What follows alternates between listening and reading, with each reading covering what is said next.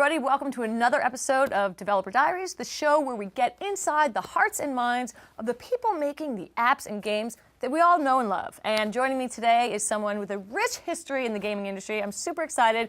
Please welcome Paul Baldwin. Paul, thanks for joining us. My pleasure. Now, you've got a really rich and exciting history in the industry. But before we get there, I kind of want to talk about how you got to that point in your career. Like, what were you like as a little boy, Paul? Where did the passion start? Were you always into games and technology? What were you like as a child?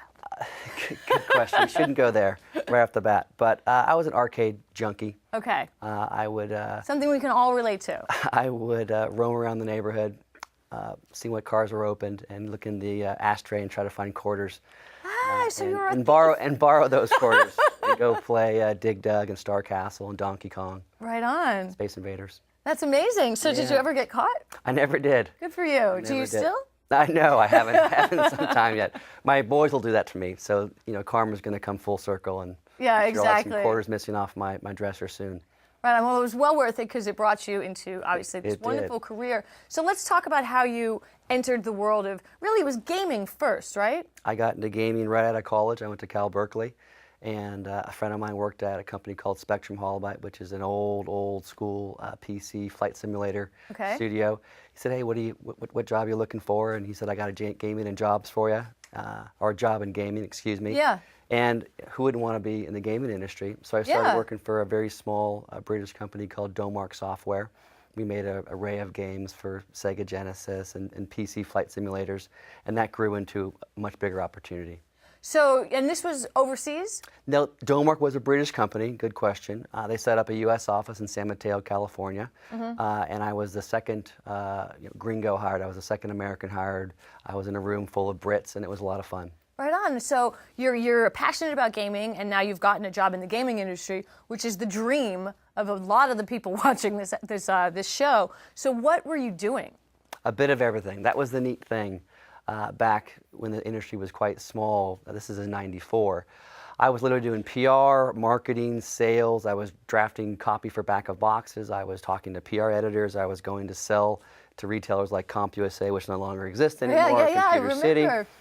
So a bit of everything, and that was really what was a fantastic opportunity about it. I had a kind of a jack of all trades, and so when I had a chance to move up the ladder, so to speak, I had a good understanding of all parts of the business.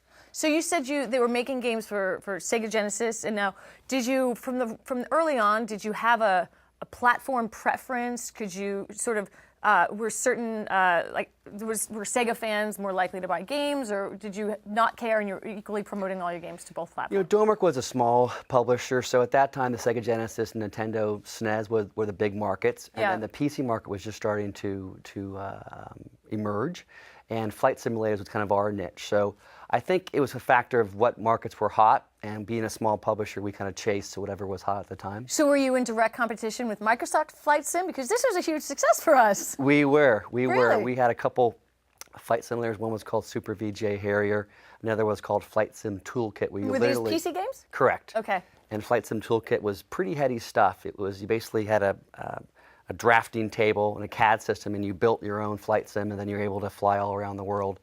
It was pretty cool. Wow, that's impressive. Do you play games like that? I did at the time. I much prefer more Twitch-oriented games like our Sega Genesis games, or when I went on to work at IDOS, games like Tomb Raider, Hitman. Yeah, so let's talk about this. So you left the small company. It was IDOS next? Correct. Because I was a huge fan of the Tomb Raider series, and a lot of the games published by IDOS. So for me, this is exciting. Let's discuss. What was it like at IDOS? That was really a lucky break for Domark. We were bought with a bunch of other small British companies, and the story of Tomb Raider is pretty funny. The company was formed in March of 2006. One of the companies that was bought alongside Domark was a company called Core Design in Derby, England. They had a number of products, and of all the products they had coming to market, they felt Tomb Raider was the least interesting. Really?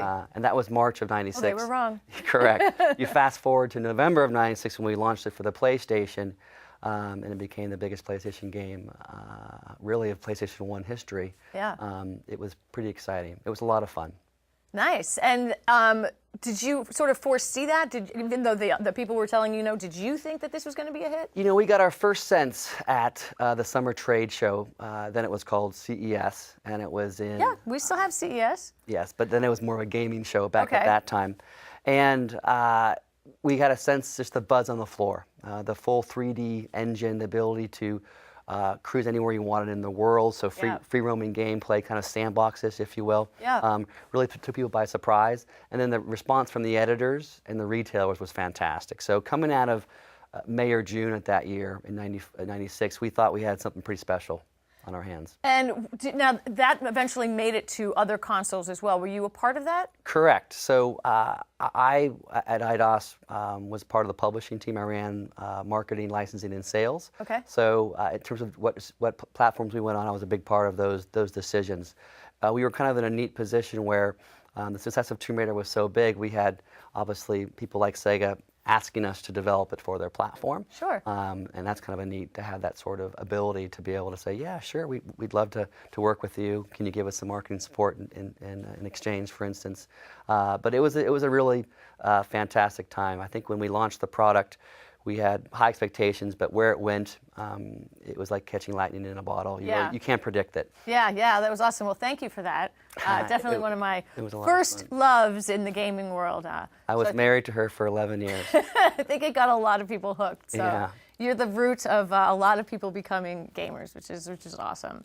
So after IDOS, is that when you sort of moved into the more mobile space with Joybits, or was there? Correct. So I left IDOS in 2005, and I went into the mobile space. At that time, it was just starting to emerge. This is 06, 07. I worked at a company called M-Former, which was changed to Hands on Mobile.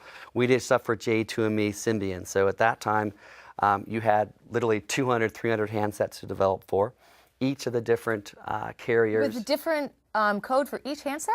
You had to port to each one, Okay. but it was a very cumbersome process. Oof. And then, of course, you had AT&T, Verizon, Sprint, T-Mobile, who very much had a closed platform. So you had to beg and plead and borrow to get them to promote your Sounds like an uphill battle coming from the glory of Tomb Raider into this place where it sounds like, just doors are being closed and they're really making you work for it. It was a challenge, but it Yeah. was great in terms of setting me up for where we are now at Joybits, where the market is an open market.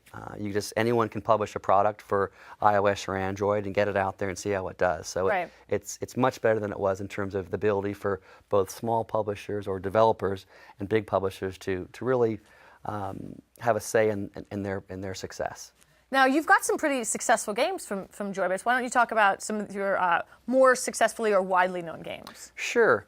So at Joybits, we have a myriad of games for mobile. The team's got a long history of making How long has mobile Joybits been around? You said games. 2005? Since 2002, actually. Oh, 2002. I joined in 2012. Okay. But they've been around since 2002 doing the J2ME, Symbian, Right. then casual games.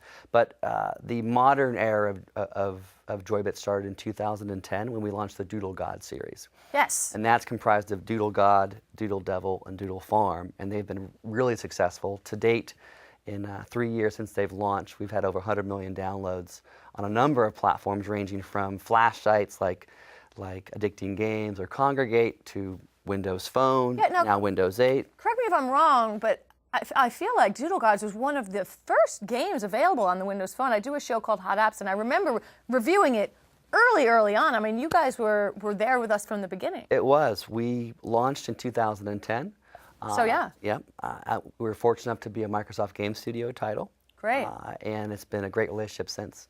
So let's talk about that relationship, since that's sort of why we're here. So what's it like? What are the differences sort of building or working on or promoting games for other operating systems and other platforms versus Windows Phone? Are there sort of challenges unique to each? Sure. I mean, each platform is different, but as I mentioned, the studio was formed in 2002, and we've worked on every conceivable platform. So, and we also use Visual Studio as one of our key tools. So it was very easy for us to transition to Windows Phone and most recently to Windows 8. So it was actually quite easy. That's awesome that you're transitioning to Windows 8. It's something that I know personally from my job, it's something we're trying to get people to do, to realize that once you're developing for Windows Phone, it's not too great of a leap to get over to Windows 8. So what has your team sort of found that transition or the jump to be like? Once again, really quite easy. Great. We had, based upon our long history of Visual Studio, history with Windows Phone, we got Doodle God running in literally 2 hours.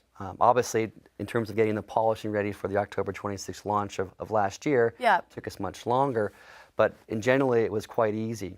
And from the outset, we looked at the Windows as an ecosystem. So it wasn't just Windows Phone here and the Windows 8 there. It was, let's combine them in terms of our expectations, in terms of our number of units we want to have installed, Yeah.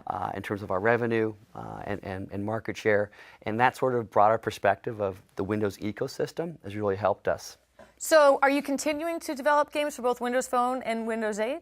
Absolutely. Let's talk about that. What are you working on? Well, we've already launched Doodle God and Doodle Devil and Yep. Doodle Farm on Windows 8. On Windows Phone, we've launched Doodle God and Doodle Devil. We're bringing those products to Windows 8 Phone, which we're excited about. In fact, Yep. we'll have 3 products out for Windows 8 Phone in about 2 months, end of November. And we're bringing our entire slate across to both Win Phone and Windows 8. And in fact, we're excited to be able to have one persistent game state. So you can have one login and be able to play your game on the bus on Yeah. Windows 8 Phone. Across the screens. And then get to work and play on your desktop at work as well. There we so go. So have the same game state, Well, what same about the save third game. screen? What about Xbox? Yes, I can't talk too much about that now, but we're working with Xbox One as well. Well, that's super exciting news, and I will definitely be on the lookout for it. And if everyone else at home wants to be on the lookout as well, just click on the links next to this video, and we'll keep you up to date. See you next time.